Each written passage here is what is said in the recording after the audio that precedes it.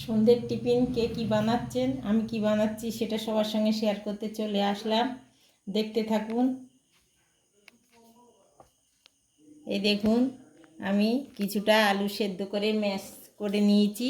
আর একটু লঙ্কার গুঁড়ো, একটু মরিচের গুঁড়ো, একটু লবণ, একটু হলুদ, একটু খাওয়ার সোডা অল্প পরিমাণ, আর এখানে একটু পেঁয়াজ কুচি নিয়েছি, রসুন বাটা, একটু আদা বাটা, সবগুলো একসঙ্গে করে আমি একটু ম্যাশ করে নেব। ভালো করে চটকিয়ে নেবো যাতে করে আলুর ডুমি ভাবটা যেন না থাকে।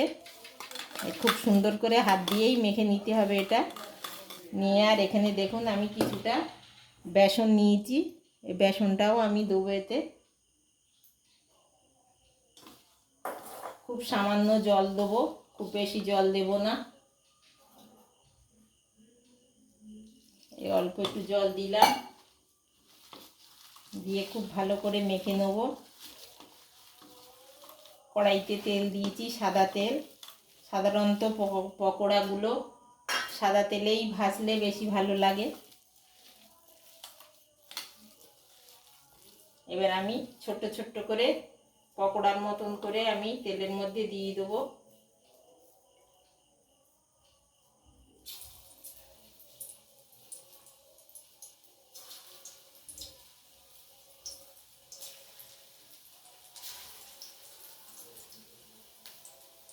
দেখতে পাচ্ছেন আমি ছোট্ট ছোট্ট করে যেমন করে বড়ি কাটে তেমন করেই দিচ্ছি। সবগুলো একবারে হবে না, দুবারে আমি ভেজে নেব।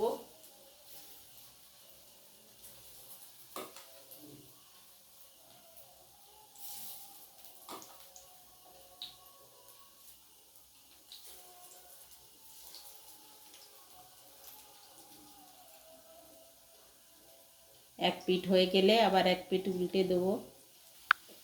দেখুন এক পিঠ হয়ে গেলে আমি উল্টে আর এক পিঠ দিয়েছি, আর বেশ লালচে হয়ে ভাজা হয়ে গেছে।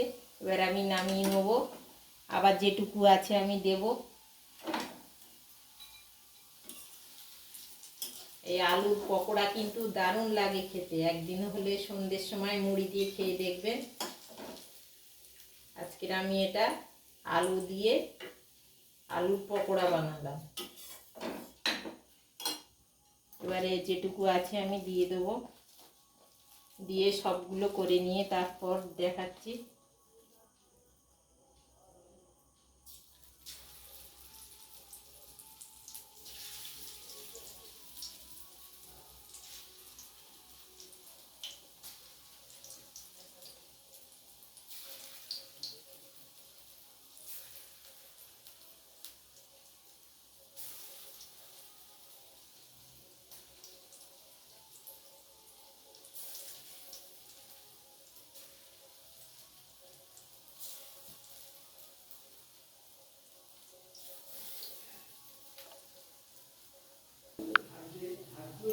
দেখুন আমার এগুলোও হয়ে গেছে, এবার তুলে নেব। আর ওই পাশে আমার চা হচ্ছে, এই পাশে চা হচ্ছে। আর সন্ধেবেলাটা একটু দুধ চা পছন্দ করি, সকালে লিকার চা খাই। ওই পাশে চা বসিয়েছি দেখুন সসপ্যানে। আর পকোড়াগুলো আমার হয়ে গেছে। আজকে কেমন লাগলো আমার এই আলুর পকোড়াগুলো জানাতে একেবারেই ভুলবেন না। দেখেছেন কেমন হয়েছে আলুর পকোড়াগুলো?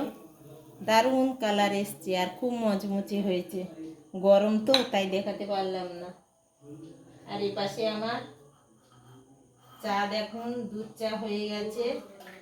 একটু দেখিয়ে দেই, এই দুধ চা হয়ে গেছে ওই পাশে। আমি সকালে লিকার চা খাই, সন্ধে একটু দুধ চা না হলে যেন চা খেয়ে ঠিক পোষায় না। সবাই ভালো থাকুন, সুস্থ থাকুন। দেখা হবে আবার পরের কোনো ব্লগে।